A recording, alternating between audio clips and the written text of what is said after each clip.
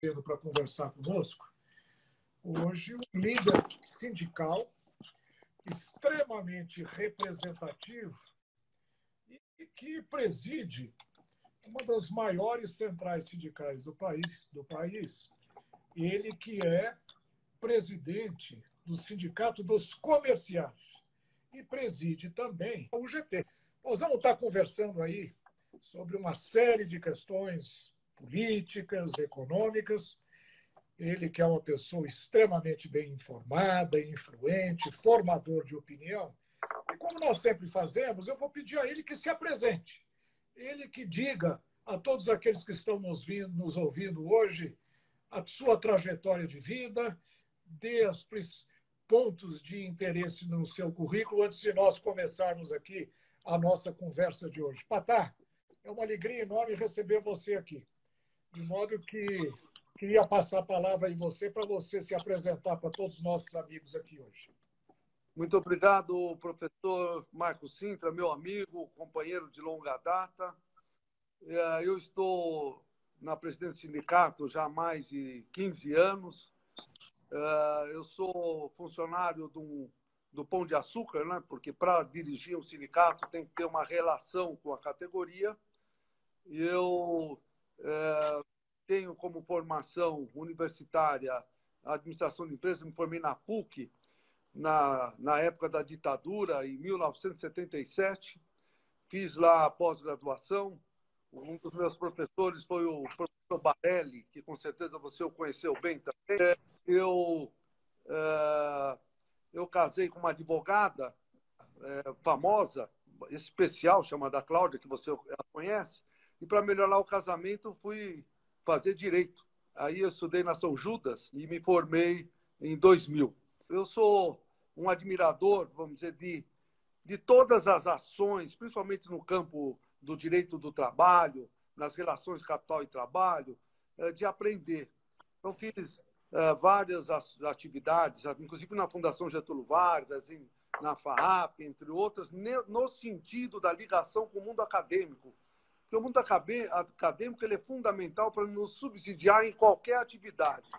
E, em especial, uma atividade social, a meu ver, muito relevante, que é a representação de uma categoria da base da pirâmide, que só em São Paulo são 500 mil comerciários, são pessoas que, a meu ver, verdadeiros servidores públicos, não têm aposentadoria integral, não têm estabilidade no emprego, mas estão sempre servindo o povo, sempre servindo o público. Eu me orgulho profundamente de estar nessa atividade e nos últimos anos ampliamos muito o tamanho do sindicato, tanto em representação quanto no próprio patrimônio, construindo uma série de possibilidades efetivas à inclusão social. Mas, principalmente, um dos valores que eu mais destaco é a questão da qualificação e da formação profissional. Nós fizemos os mutirões do emprego recentemente, e justamente lá, buscando não só a inclusão, mas a possibilidade da qualificação, porque eu acho que é um dos elementos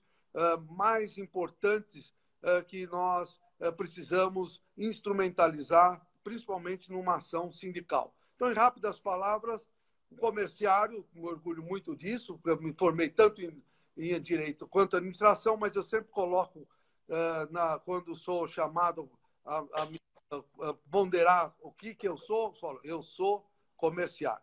Muito bom, Patá. Você é um grande líder sindical, muito respeitado, com uma formação acadêmica, profissional muito sólida. E, como eu disse, representas provavelmente um dos maiores sindicatos do país, que é o Sindicato dos Comerciários e a UGT, que agrega ainda outras categorias profissionais. Então, eu não podia deixar de começar essa nossa conversa te perguntando o seguinte: essa pandemia pegou a economia brasileira num momento que nós estamos começando a sair de uma crise profunda, iniciada em 15, 16, em 17 começamos aí no final do ano a melhorar a nossa performance econômica, 18, 19 já também com algumas indicações de melhoria, mas essa pandemia nos pegou aí praticamente desprevenidos, abortando qualquer possibilidade de retomada do crescimento.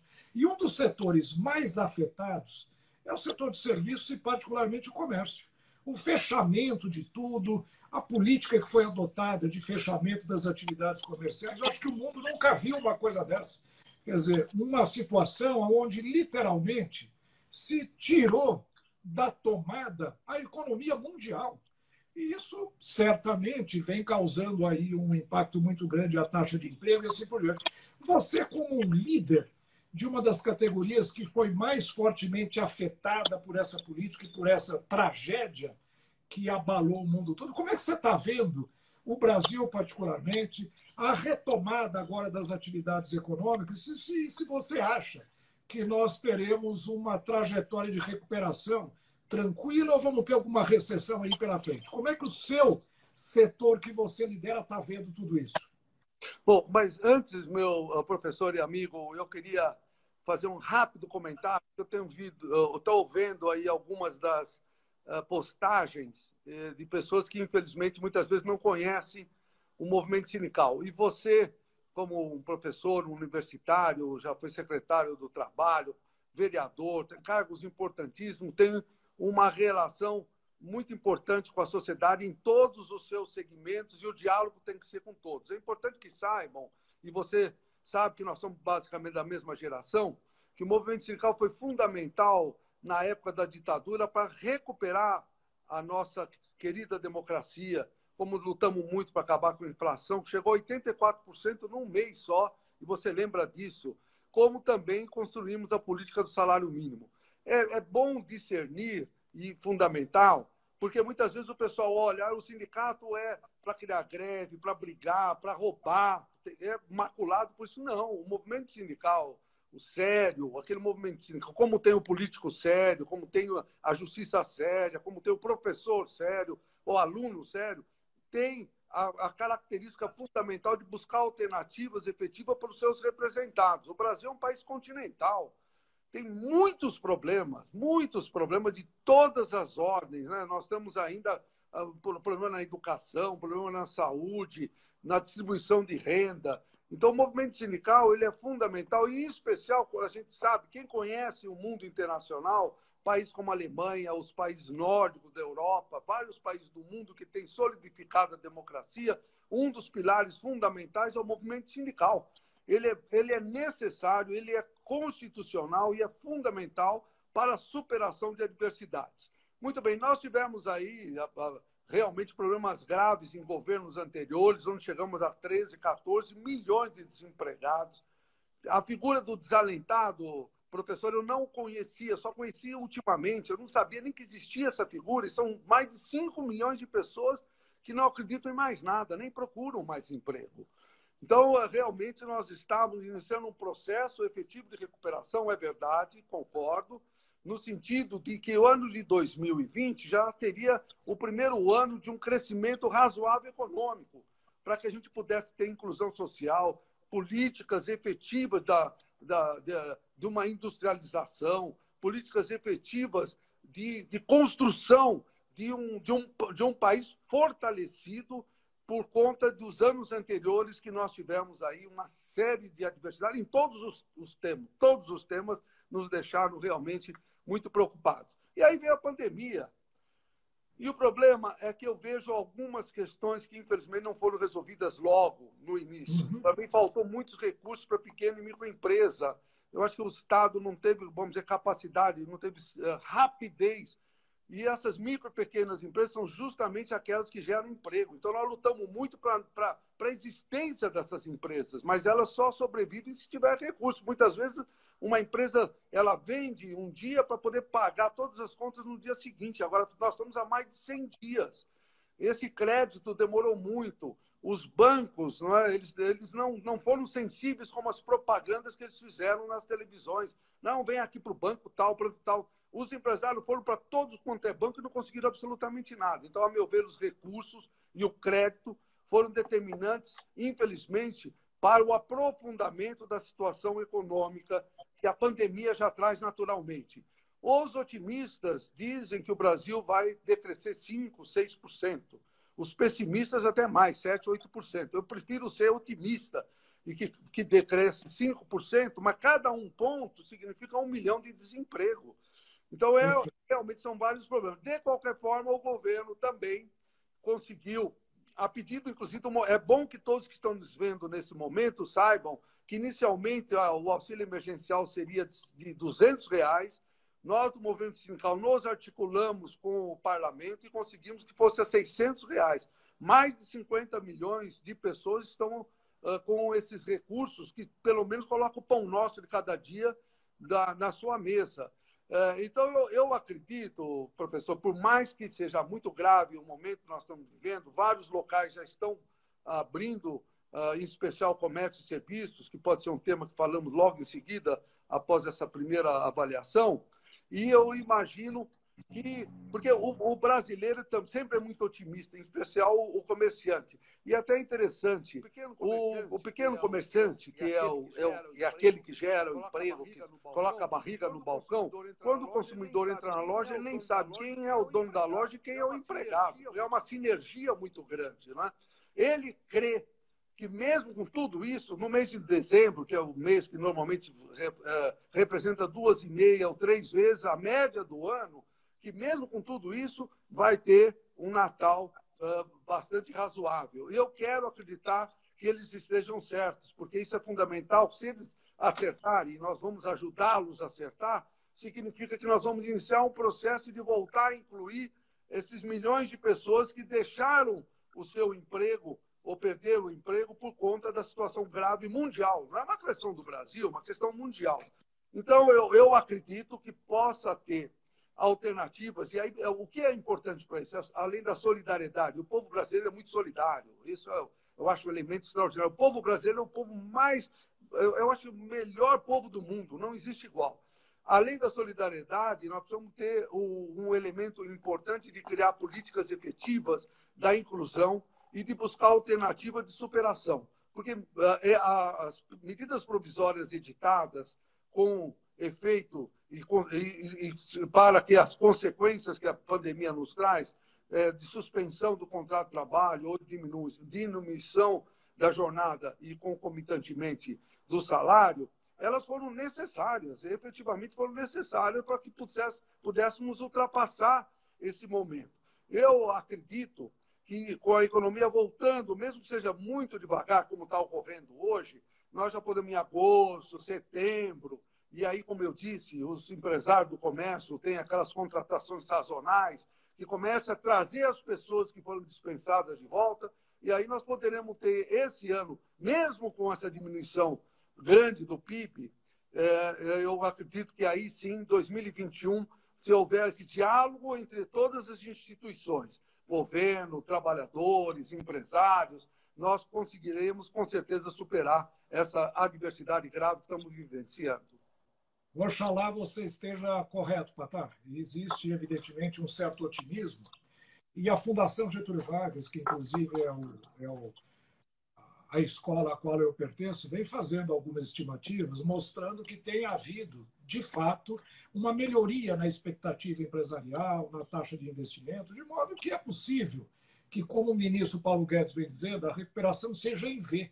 Caímos, batemos no fundo do poço, mas rapidamente vamos nos recuperar.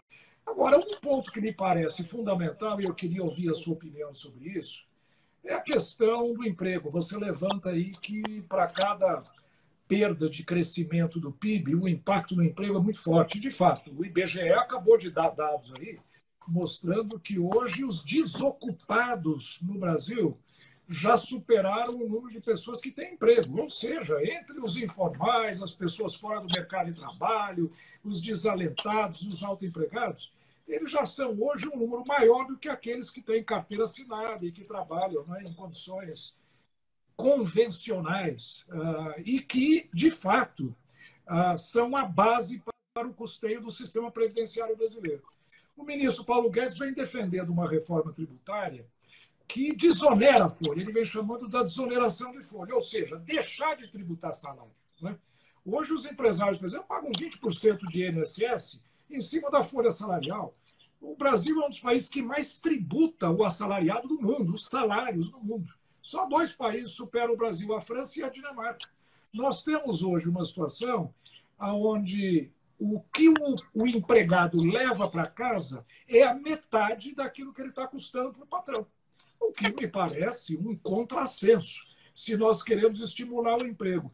Como é que você vê essa proposta do governo, que eu tenho, inclusive, me empenhado muito, acho que é importante, quando participei do governo, apoiei esse projeto e continuo apoiando, de desoneração de folha. Acabar com a contribuição ao INSS, que é uma contribuição perversa, geradora de desemprego, trocar por um outro tributo. Fala-se muito num tributo sobre movimentação financeira, que o presidente tem reagido contrariamente, mas que eu acho que é uma boa alternativa para substituir a arrecadação, e com isso criar uma condição mais propícia à geradora de empregos, facilitar a contratação, a abertura de novos postos de trabalho. Você, como líder sindical, como é que vê essa proposta?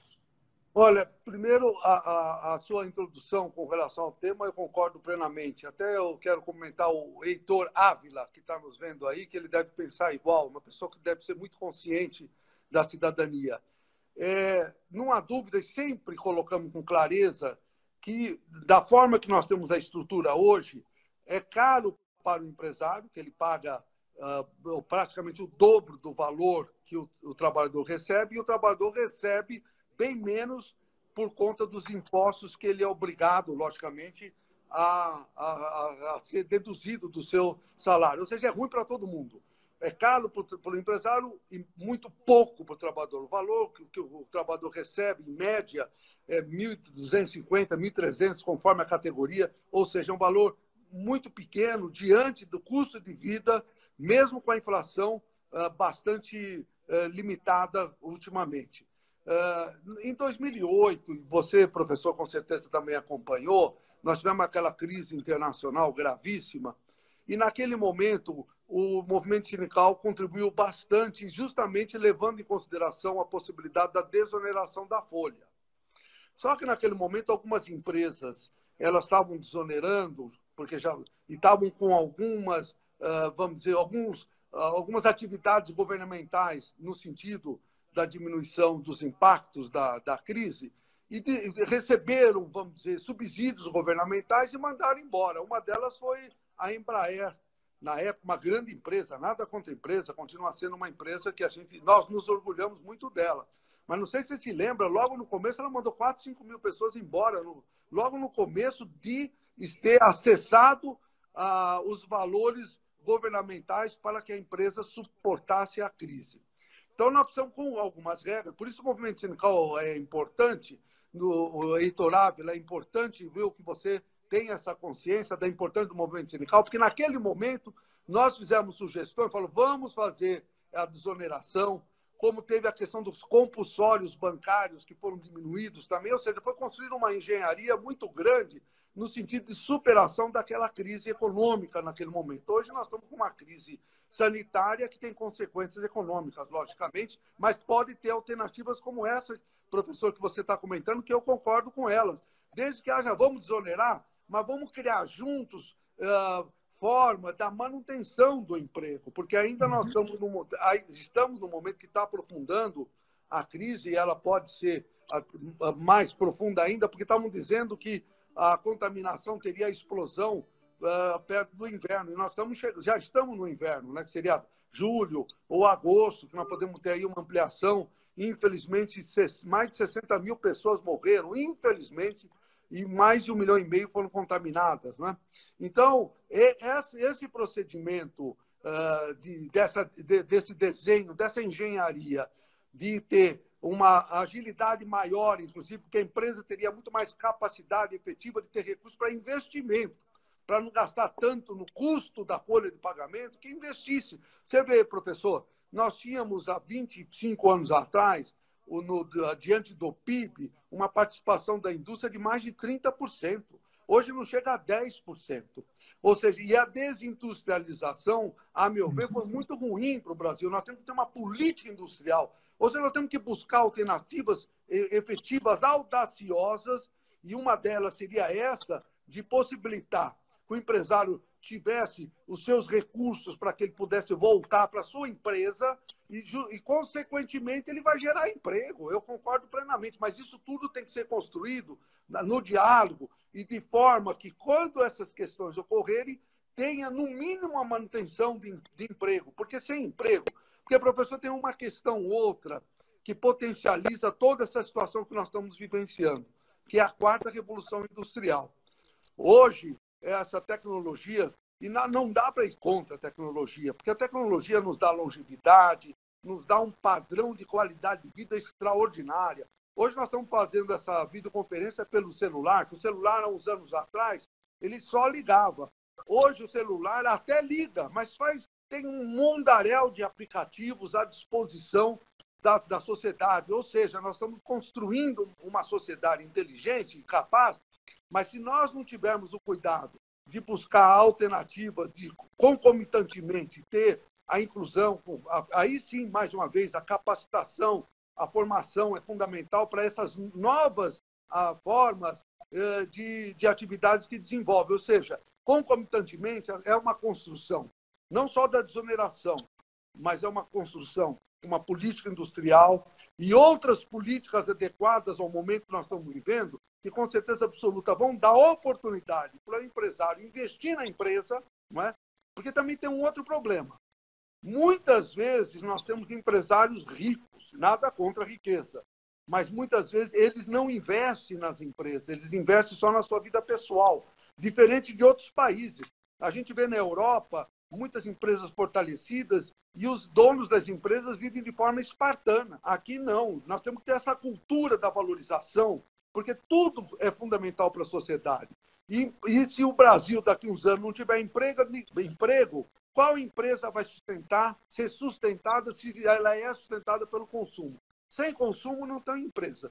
Então, eu acho que a sua introdução ao tema, eu acho ela realmente muito importante e nós, da UGT, temos, com certeza, abertura para um diálogo nesse sentido e buscarmos juntos. Em várias atividades, principalmente com você, professor, até na Câmara dos Deputados há vários anos, nos projetos que você desenhou desenvolver, nós acreditamos e estamos juntos. E um deles, com certeza, pode ser esse.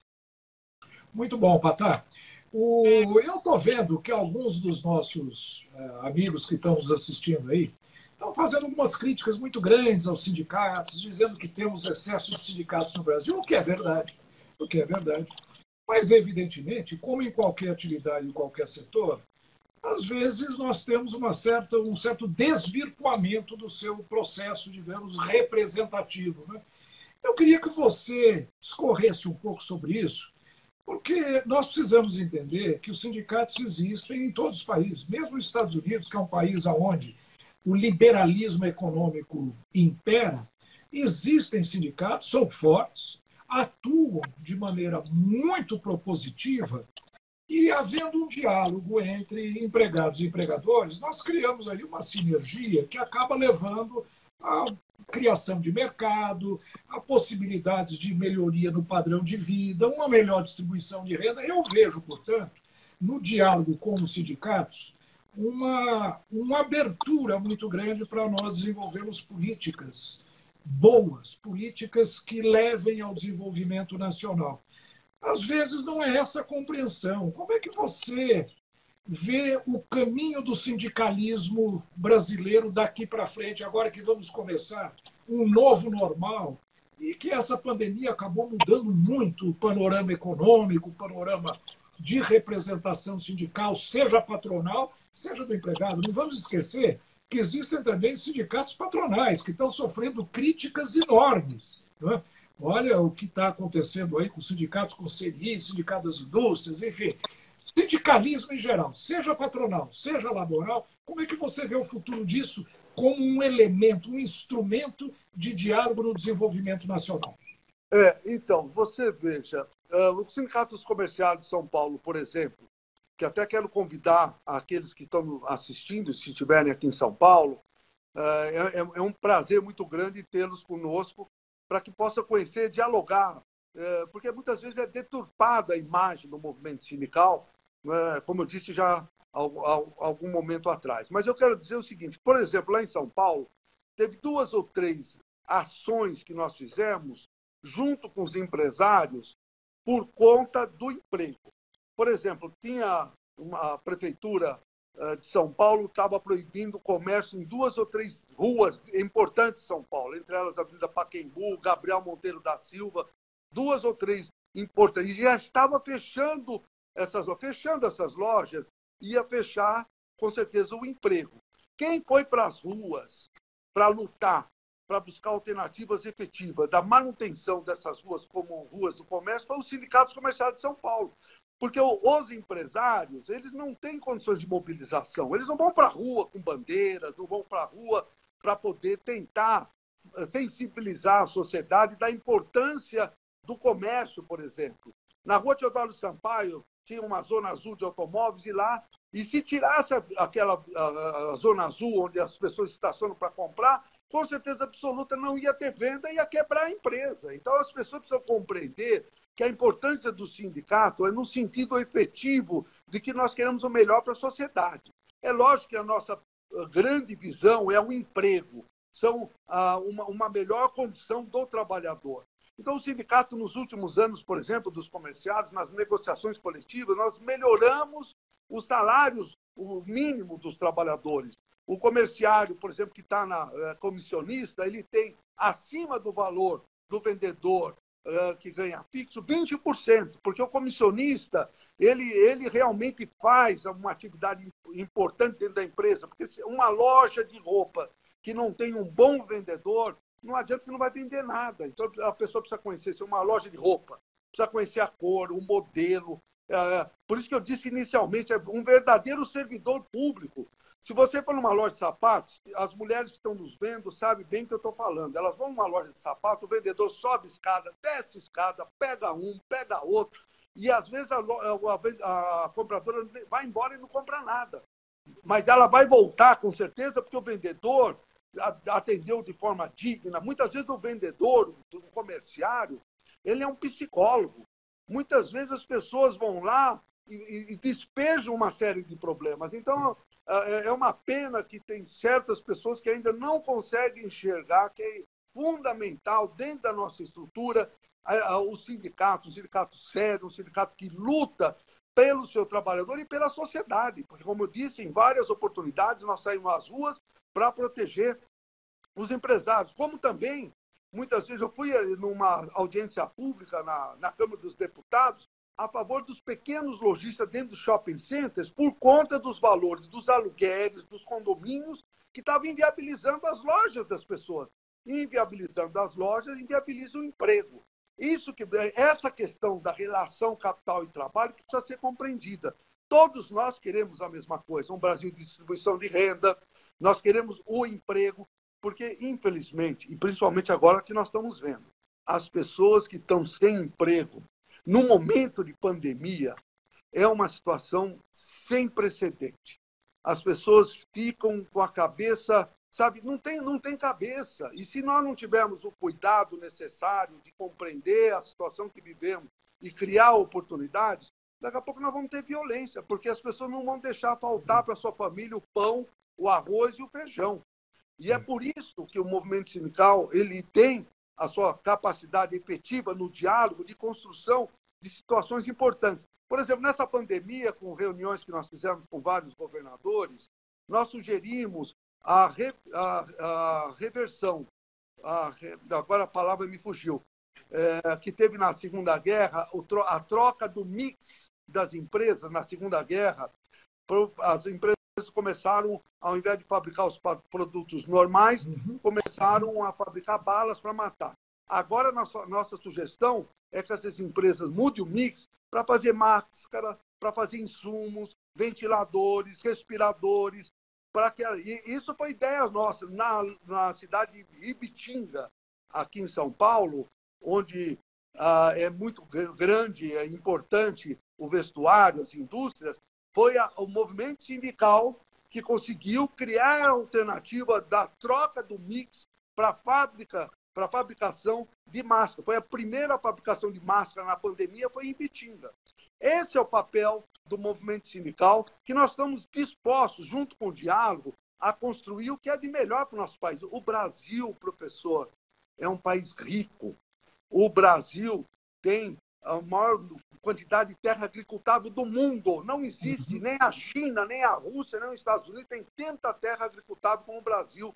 3 safras por ano. Nós podemos alimentar o mundo. Nós temos uma floresta, temos a Amazônia. Nós somos o país com mais água do mundo. Ontem eu entrevistei num programa dos comerciários o cônsul-geral de Israel. Lá chove 200 milímetros por ano. Só numa semana chove no Brasil 200 milímetros. Só numa semana. Lá chove por ano. Não tem água. Os países árabes não têm água. Nós temos água para o mundo todo. E, como eu falei, o Brasil tem o povo mais especial do mundo. Então, nós temos todas as características efetivas de construirmos uma política de acabar com privilégios, de ter distribuição de renda, de terminar definitivamente com a corrupção, criar possibilidade de educação e de saúde. E é isso que o movimento sindical, que eu represento, que eu trabalho, que desenha, que desenvolve, principalmente com pessoas do bem, como é o caso do professor Marco Sintra. Muito obrigado. É uma luta permanente e constante. Ô, Patá, agora mudando um pouco de assunto, você tocou na coisa corrupção, né? E todos nós que apoiamos a eleição do presidente Bolsonaro, nós vimos que uma dos focos da sua campanha, e que gerou um grande apoio ao presidente, de todos nós, foi o combate à corrupção. E todo mundo viu a vinda do juiz Sérgio Moro para o governo como uma sinalização de combate à corrupção, de continuidade da Operação Lava Jato e assim por diante. Tem havido uma certa decepção da sociedade com relação ao andamento desse projeto, fundamentalmente a partir da saída do ministro Sérgio Moro do governo. Ele tem feito algumas críticas pesadas ao governo com relação à continuidade da política de combate à corrupção. Agora nós vemos o governo aí se aliando a vários partidos e fazendo exatamente aquilo que durante a campanha também foi apresentado como um grande elemento diferenciador do presidente Bolsonaro, que era fazer escolhas absolutamente técnicas e não vinculadas a acordos partidários. Como é que você está vendo o combate à corrupção e a aproximação do governo com alguns focos, né, políticos maculados, manchados por corrupção no passado? Não que isso necessariamente vá se repetir, hein? Que se diga, e é verdade isso. Esse governo já tem 1 ano e meio, não há um único caso de corrupção. Nenhum único caso. Então, ele está sendo um exemplo do ponto de vista de conduta, mas como política, inclusive para deixar como legado às gerações futuras. Qual é a sua visão com relação a isso, a esses acordos e, sobretudo, a limitação do poder de corromper e ser corrompido da classe política brasileira? Esse é um dos temas mais complexos. Já dizia Tancredo Neves, já dizia Ulisses Guimarães, que a política é como a nuvem, né? E nós já percebemos muitas vezes certos políticos fazendo críticas ácidas a certas pessoas e depois, num outro momento, estão parece até num love, num amor extraordinário. É muito rápido as mudanças de humores no campo político. Infelizmente, isso é uma questão no mundial, não é uma questão do nosso país. Mas, com certeza absoluta, do ponto de vista pragmático, extirpar a corrupção é, a meu ver, uma das questões mais fundamentais de um país. Porque a corrupção, ela elimina a possibilidade do povo ter acesso à educação, por exemplo, ter acesso à saúde, ter acesso a salário, ter acesso à vida. A corrupção acaba com tudo. Então, é fundamental que se tenha alternativas efetivas e pragmáticas de eliminar a corrupção. Agora, não há dúvida que o governo, aí compete a cada governo por questões de apoiar, de aprovar uma série de decisões. Se não tem a maioria no Congresso, também não adianta. Nós tivemos aí alguns presidentes, como foi o presidente Collor, ou a própria presidente Dilma, que faltou o apoio político. Chegou na hora, aqueles partidos de apoio saíram do apoio. Então, essa questão política ela é complexa. Não é que eu concorde com ela, eu estou apenas desenhando como ela é. É uma questão realmente difícil. Hoje, eu estou contra. Eu já vi, inclusive, o próprio presidente Bolsonaro, num WhatsApp, ele fazer críticas a pessoas de partidos que agora ele está aliando. Eu já vi isso. Né? Com certeza, as pessoas que estão nos vendo nesse momento também. Agora, eu não sei qual é a solução para que a política não seja desse forma, porque a política não tem a racionalidade da compreensão que um pragmatismo se faz, ou na matemática, ou na conduta de uma relação capital e trabalho. Ela tem um outro formato. Então, por isso que a fala do Tancredo e do Ulisses Guimarães é correta. Hoje a política está de um jeito, amanhã está do outro. E nós vamos. Agora, o conceito, independente dessa relação, se o conceito da manutenção de uma conduta de eliminar a corrupção, de construir um país para a inclusão, para a distribuição de renda, para não ter benefícios, não é? Porque eu vi uma das pessoas perguntar agora aí, nessa live, que está me alegrando muito, e o salário dos políticos? Então, essa é uma questão. Eu nunca vi um político na Câmara ou no Senado falar, pessoal, vamos agora cortar metade do salário aqui do senador ou do deputado, porque estamos cortando o salário e o emprego de milhões de pessoas e nós somos acima de todos. É a pergunta que fizeram aí. A resposta, eu infelizmente não sei. Eu não sei. Por isso que muitas vezes eu tenho, às vezes, dúvida dessa relação política. Porque a relação política, muitas vezes, ela não se coloca com a transparência e com a devida acuidade do que está se falando, se vai ser cumprido. É uma questão que eu não sei quem é que resolve. Não sei se são os gregos, são os troianos, mas é um problema, professor, é um problema. De fato, você tem razão, porque o ministro Paulo Guedes tem sido um dos esteios, né, importantes desse governo e tem apresentado projetos de extrema importância para o país, independentemente de você estar ou não, digamos, apoiando o presidente no mesmo partido dele. Eu acho que qualquer partido político, principalmente nós que pertencemos a partidos mais conservadores, apoiamos projetos que sejam no interesse do país. E o ministro Paulo Guedes tem apresentado alguns projetos muito interessantes. A reforma tributária, por exemplo, é um projeto do qual eu participei bastante e que estava praticamente desenhado. No entanto, por uma idiosincrasia do presidente da República, ele não quis ouvir falar de determinados tributos que se assemelhariam à CPMF, etc., e acabou prejudicando o andamento da reforma tributária, que é um dos projetos mais importantes, né, para a retomada do crescimento econômico brasileiro. No entanto, muitos desses projetos que o ministro Paulo Guedes tem mandado e que o governo tem mandado para o Congresso, medidas provisórias inclusive, têm sido rejeitadas pelo Congresso. Então, a negociação política ela é muito importante. Sem negociação política não há base de sustentação para o governo. É o que eu sempre digo. É lógico que você precisa separar o joio do trigo. Você pode negociar com um partido político, e em todo partido político existem elementos bons, elementos aproveitáveis, gente tecnicamente preparada e gente ruim. Isso acontece em todos os partidos, em todo o espectro ideológico. Agora, compete ao governo, evidentemente, fazer o policiamento das suas práticas, mas o fundamental é que os projetos tenham apoio no Congresso Nacional e caminhem, coisa que não está acontecendo nesse primeiro ano e meio de governo. Fora a reforma da Previdência e agora a aprovação do marco do saneamento, muito pouca coisa de importância e efetiva foi aprovada. Muito mais comum tem sido a rejeição de determinados projetos. Eu também, portanto, eu vejo com certo otimismo essa mudança, né?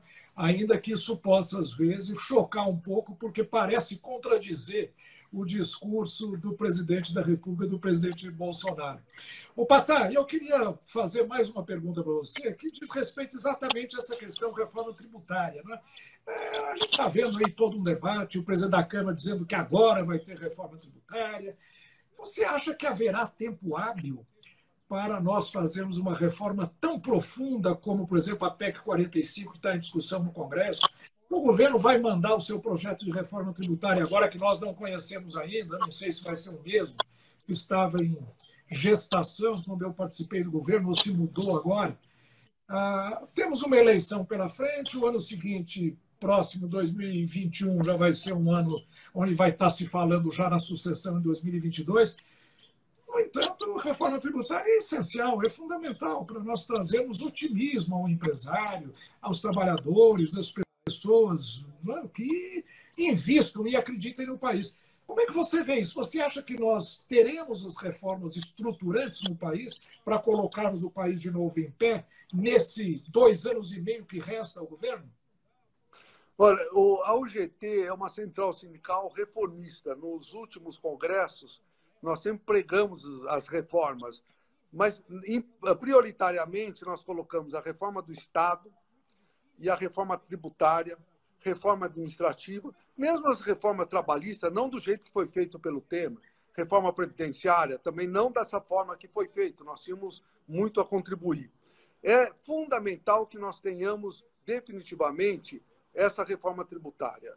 Se houver vocação do governo, no sentido de deixar um legado, independente das intenções, vamos dizer, políticas, porque todos que estão no governo e são pessoas que foram eleitas, vão querer ser reeleitas e muitas vezes deixam de fazer certas atividades com receio de perder a eleição.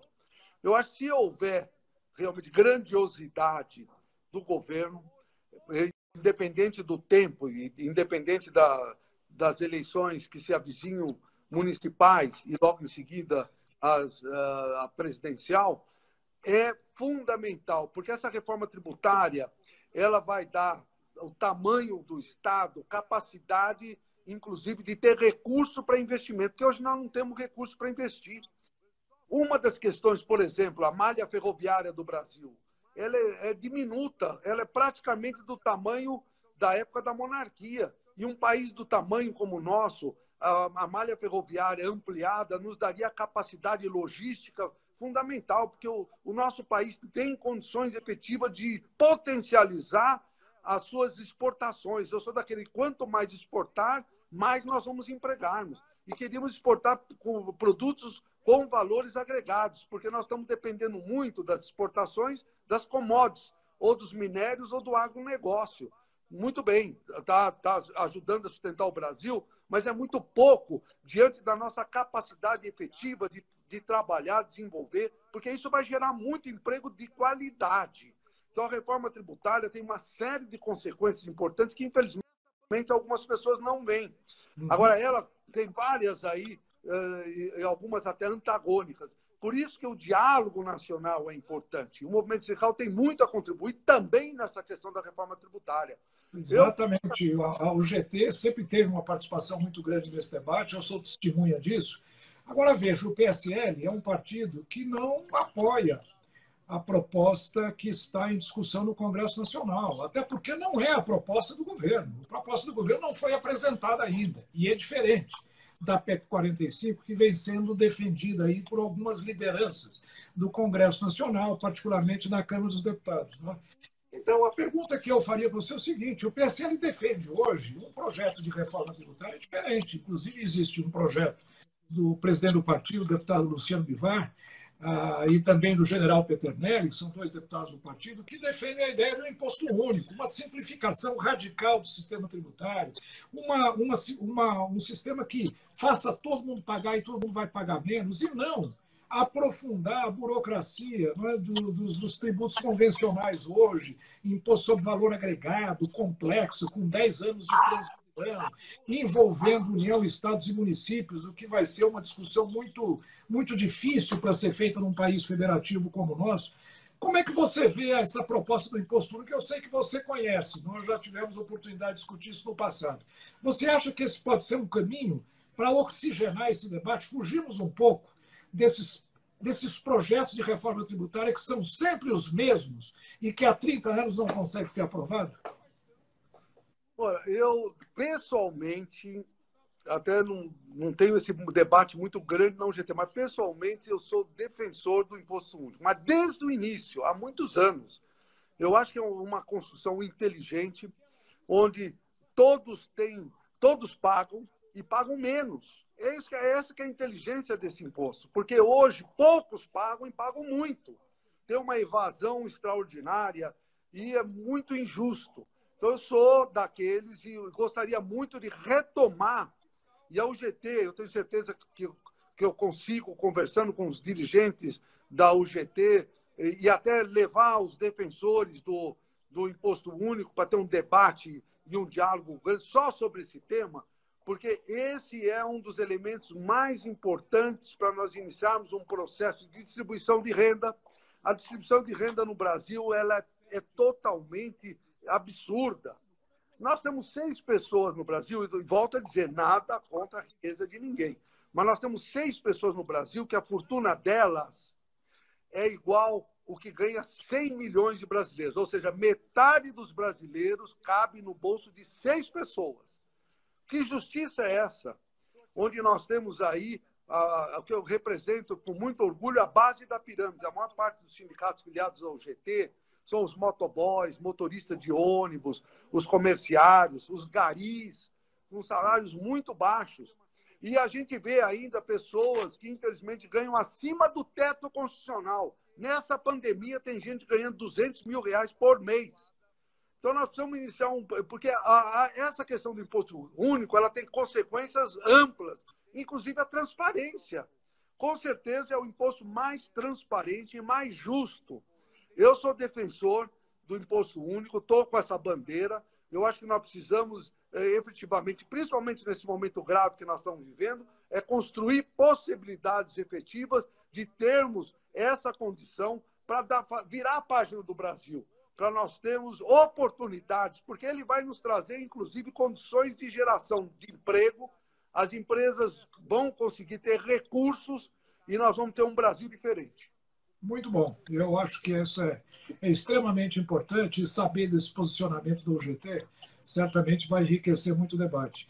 Ô, Patá, eu queria fazer uma última pergunta a você. Já estamos chegando em 45 minutos, que é o nosso tempo limite aqui. A pergunta que eu queria fazer para você é o seguinte: tem muita crítica, né, sobre o Supremo Tribunal Federal, muita gente achando que o judiciário hoje está aí praticamente legislando no Brasil, tomando conta, definindo uma série de coisas que, em realidade, deveriam ser definidas por outras instâncias governamentais. É uma crítica muito grande, esse debate todo de fake news. E ontem, e essa é uma decisão que afeta diretamente o seu setor, o Supremo Tribunal Federal tomou uma decisão dizendo que a lista de serviços tributados pelo ISS não é a lista de serviços que consta da Lei Complementar 106, que define quais são os produtos ou os serviços tributados pelo ISS, né? Dizendo o seguinte, que aquilo não se aplica a ipsis literis e que pode ser tributado pelo ISS aquela lista e seus assemelhados. Assemelhados é um termo absolutamente aberto. Isso vai gerar um contencioso gigantesco. O setor de serviços vai ser, mais uma vez, né, completamente invadido por um contencioso gigantesco. Qualquer fiscal pode chegar dentro de uma empresa e falar: não, eu acho que o seu serviço é tributado pelo ISS, mas não está na lista, não, é assemelhado. Quer dizer, a opinião dele vai passar a valer, isso vai gerar ação na justiça, vai gerar mais demora, mais burocracia, mais custo. Como é que você vê, primeiro, o impacto dessa decisão, que eu acho que vai afetar o setor de serviços, né? Porque o ISS é um tributo que afeta diretamente o setor de serviços. E segundo, como é que você vê essa participação, quem sabe, excessivamente proativa do Supremo Tribunal Federal na definição de regras que, teoricamente, deveriam ser abordadas por outras instâncias de governo? Eu acho que você deu a resposta. É um tema complexo. Eu valorizo por demais a Constituição, como eu tenho certeza que você também. Os 3 poderes de forma independente e que teriam que ter uma sinergia. Eu acho que muitas ações proativas do Supremo é porque outros poderes não estão desenvolvendo de forma adequada o que lhes compete. Então, eu acho que o próprio Executivo, em temas como esse, deveria, e tem aí o próprio Paulo Guedes, que você tem tem colocado que as posturas dele em buscar alternativas de resolver as questões econômicas do Brasil são importantes, e tem que antecipar as situações, o próprio parlamento também. Porque um poder ocupa o espaço do outro se um não estiver fazendo o que deve fazer. Então, eu acho que está faltando, na realidade, um processo parlamentar mais eficaz com relação a certos temas. O próprio executivo deveria encaminhar projetos-leis, porque eu sou muito contra o excesso de medidas provisórias. Eu acho que tem que ter, porque é importante que o parlamento, que tem esse papel de debater e discutir, que é a Casa das Leis, mas ele tem que debater e discutir sobre temas que o executivo já sinalize e o porquê. Aí eu tenho certeza que o Supremo não vai falar sobre esses temas, porque já foi resolvido na esfera correta, ou no parlamento ou no executivo. Por isso que eu acho que ocorre isso. Eu não vou fazer, vamos dizer, crítica ao Supremo, crítica ao outro poder, mas simplesmente pondero que a construção dos debates e do diálogo, do que é importante para o nosso país, tem que ser originário nos poderes adequados. E muitas vezes a gente fica procurando pelo em ovo. E nós devemos buscar o ovo, sem o pelo. É verdade, Patá. Bom, Patá, eu quero agradecer muito a sua participação aqui conosco hoje. Tenho certeza que esse debate foi muito rico. Abordamos uma série de temas, em realidade, de grande interesse para a categoria que você representa, que é o trabalhador brasileiro e o comerciário, o prestador de serviço, mais especificamente. E queria passar a palavra a você, para você dar as suas despedidas, não sem antes deixar um convite para você voltar. E está aceito esse convite para nós dialogarmos sobre o projeto do PSL de reforma tributária, que é o desenvolvimento dessa ideia do imposto único, que eu acho que pode ser um caminho muito interessante para o trabalhador, para o empresário, contra a burocracia, contra o contencioso tributário, a favor de mais harmonia entre empresário e trabalhador. Enfim, eu acho que é um projeto de extrema relevância. Então, queria, agradecendo a você, passar a palavra para você fazer as suas despedidas. E, como eu disse, vamos voltar em uma breve oportunidade para a gente retomar esse diálogo. Não, com certeza absoluta. E esse último tema, ele tem uma relevância extraordinária. Eu acho que com ele nós conseguiremos resolver uma série de adversidades que vivenciamos. Eu estava vendo também que o Márcio Costa, que é vice-presidente da Federação do Comércio, está nos vendo e me sugere que a gente conheça o que a Federação do Comércio que quer simplificar os tributos. Você vê, com essa conversa que nós estamos fazendo, vários elementos podem ser adicionados e o diálogo, né? Nós podemos conversar até de forma conjunta com a área patronal e com você que, a meu ver, tem uma expertise, um conhecimento, uma sensibilidade sobre esse tema como ninguém, para que a gente possa, de forma conjunta, buscar alternativas. E eu volto a dizer, eu acho que o imposto único é uma das questões mais relevantes para o nosso país, principalmente nesse momento que nós estamos vivenciando. Então, dessa forma, eu agradeço muito a sua gentileza de me convidar para falar com um público bastante qualificado, com aquelas críticas que eu acho que são importantes. Não estou ironizando, eu acho importante, mas quero voltar a valorizar, que eu vi aí a Ju Braga 2 vezes me valorizando. Eu